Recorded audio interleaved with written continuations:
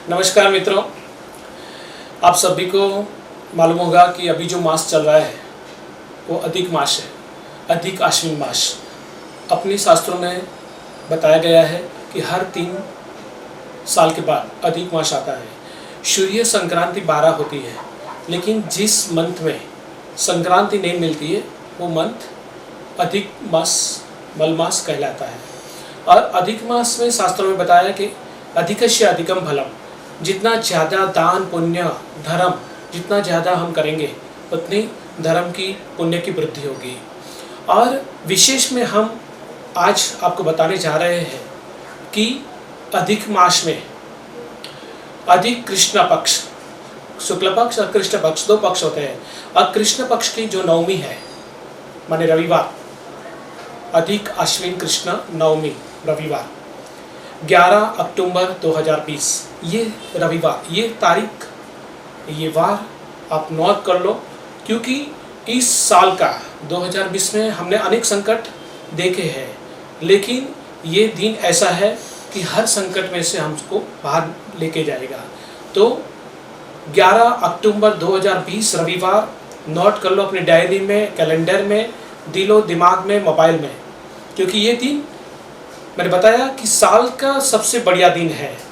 और इस दिन जितने भी हम अपने इष्ट देव की आराधना करेंगे, गायत्री मंत्र है, महादेव जी के मंत्र है, नवकार मंत्र है, माने अपने जो भी इष्ट देव है उनका हम स्मरण करेंगे।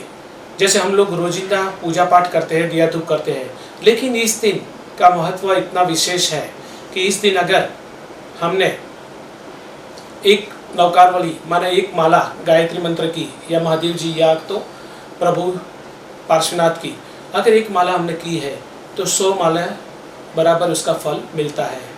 दान पुण्य में भी ऐसी है कि अगर इस दिन हम जो दान पुण्य संकल्प करते हैं तो वो 100 गुना फल मिलता है। और रविवार पुष्य नक्षत्र, इस दिन का महत्व क्या है कि रविवार है और पुष्य नक्षत्र है, और वो भी पूरा दिन है, पूरा दिन माने शनिवार रात को 1:19 को चालू होता है और रविवार की रात को 1:20 को खत्म होता है।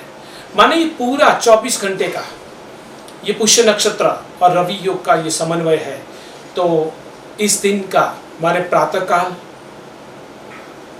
मध्याह्न काल, विजय मुहूर्त, गोरज समय और रात्रि समय, हर प्रहर में योग का संयोग है। तो इस दिन का बहुत महत्व है। और पंचांग जो बोलते हैं हम लोग, तिथि वार नक्षत्र योग और करण, तो इन पंचांग में भी अब उस दिन का जो योग है वो सिद्ध योग है। तो सिद्ध योग है, रवि पुष्य है, नवमी तिथि है, माने पंचांग के 5 अंक बहुत बढ़िया है। तो उस दिन जो भी कार्य हम करेंगे वो सिद्ध हो गए। अगर किसी पंडित जी ने कुंडली देखकर परामर्श करके अगर बताया है कि आपको ये पहनना है, कि आपको ये करना है, तो अगर उस दिन हम कोई नंग पहनते हैं, कोई यंत्र लेते हैं, कोई यंत्र की स्थापना करते हैं, कोई यंत्र की पूजा करते हैं, तो उसका विशेष फल प्राप्त होता है। और इस दिन प्रार्थना करने से, दान करने से, धर्म करने से हेल्थ, वेल्थ और पीस, माने हमारे गुजरात में कहावत है कि पहली सुख ते जाते नर्या, माने फर्स्ट इज हेल्थ। तो शरीर का सुख, धन का सुख और मन का सुख, अगर ये तीनों का संगम अगर मिल जाए तो हमारा जीवन बढ़िया उत्तम कहलाता है। तो इस दिन का विशेष है।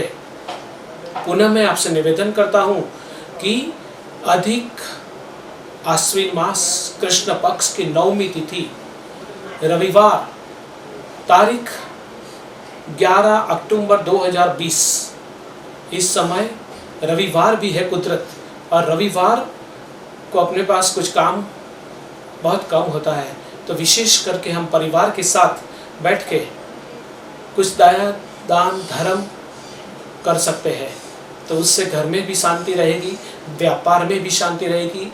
और इस दिन हो सके तो अपने घर के दरवाजे पर जो अपना उम्रा होता है उसको साफ करके, स्वस्तिक तिलक करके, दीपक एक दरवाजे पे रखना है और प्रार्थना करना है कि हमारी हेल्थ, हमारी वेल्थ, हमारे घर में सुख शांति रहे और रोग शोक भय आपत्ति पीड़ा कोरोना जैसी महामारी ये सब हमारे घर से, हमारे परिवार से, हमारे शहर से, हमारे देश से, हमारे पृथ्वी से विदाई ले और 20 का अंतिम चरण 2020 की अंतिम की ओर हम जा रहे हैं और वो अंतिम समय हमारे सब के लिए और अबोल जीवों के लिए सबके लिए सुखमय रहे, यही हम आज के दिन विशेष प्रार्थना करेंगे।